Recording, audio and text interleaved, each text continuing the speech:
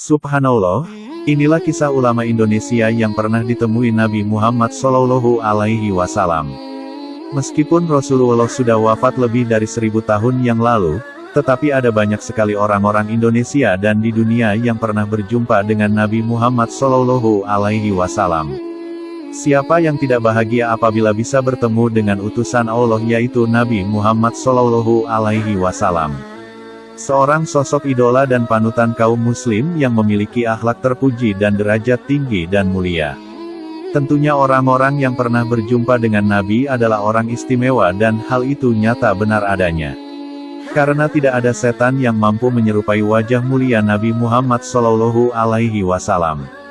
Sungguh beruntung orang yang pernah bertemu Nabi meskipun hanya dalam mimpi.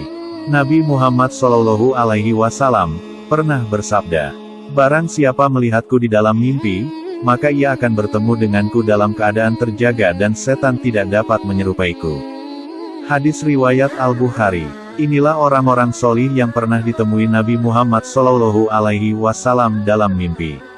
Yang pertama, Habib Munzir Al-Musawa. Beliau adalah salah satu ulama tanah air yang mempunyai majelis terbesar di Indonesia, yakni Majelis Rasulullah yang berpusat di Jakarta. Semasa hidupnya, banyak hal-hal yang istimewa dari Habib Munzir. Karomah-karomah yang dimiliki Habib Munzir diceritakan oleh teman dekatnya, Habib Hasan bin Ismail Al-Muhdor. Habib Hasan pernah bersama-sama dengan Habib Munzir tinggal untuk menuntut ilmu di Tarim hampir 5 tahun. Habib Hasan menyebut Habib Munzir adalah sosok yang bersih hatinya. Ia sangat mencintai dan takzim kepada gurunya, Habib Umar di Tarim. Hal itu, kata Habib Hasan, yang membuat Habib Munzir mendapatkan keberkahan dari Allah Subhanahu wa Ta'ala. Selain keberkahan ilmu, Habib Hasan juga menyebut bahwa Habib Munzir mendapat keistimewaan dari Allah yakni mudah untuk bertemu Rasulullah SAW lewat mimpi. Dan yang aneh, boleh percaya atau tidak, dari kita sebagai teman dekatnya percaya, beliau selalu diingatkan oleh Rasulullah SAW tentang umurnya, katanya. "Wahai Munzir, umur kamu tinggal sekian tahun." Kemudian gak lama mimpi lagi dengan Nabi. "Munzir, umur kamu tinggal sekian tahun," sambung Habib Hasan menceritakan. Habib Munzir selalu diingatkan umurnya oleh Rasulullah SAW hingga beberapa hari menjelang ajalnya menjemput.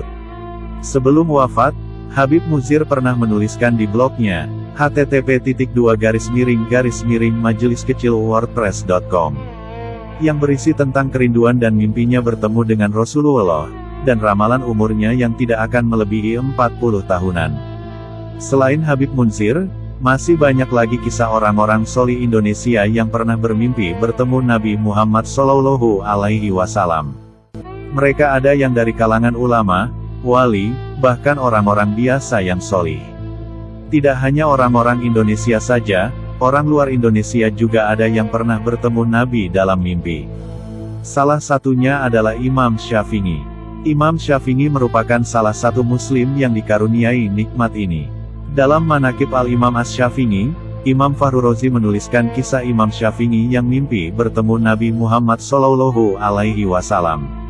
Imam Syafi'i bercerita, dalam tidurnya ia bertemu Rasulullah SAW. Beliau berkata, "Wahai pemuda, dari golongan mana engkau?" "Saya dari keturunanmu wahai Rasulullah," jawab Imam Syafi'i. "Mendekatlah padaku," ucap Nabi SAW. Imam Syafi'i pun mendekat. Rasulullah SAW lalu meludah dan meletakkan ludah itu di tangannya. Kemudian beliau memerintahkan Imam Syafi'i untuk memusapkan air liur itu ke lidah, mulut dan bibirnya. Maka Imam Syafi'i pun membuka mulutnya dan memusapkan air liur Rasulullah SAW ke lidah, mulut, dan bibirnya. Setelah selesai, Rasul berkata, "Pergilah. Barakallahu fik, semoga Allah memberkahimu."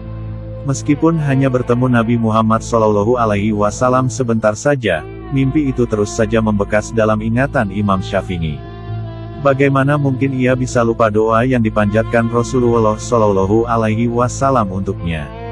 Selain itu, liur Nabi SAW juga mengandung mukjizat dan keberkahan. Nah, itulah kisah orang-orang solih yang pernah bertemu Nabi Muhammad SAW dalam mimpi.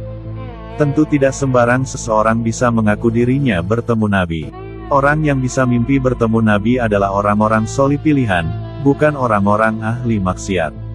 Apabila ada orang ahli maksiat mengaku-ngaku bertemu Nabi, maka jelaslah dia sudah berbohong. Semoga kisah ini bermanfaat. Wallahu a'lamu bishawab.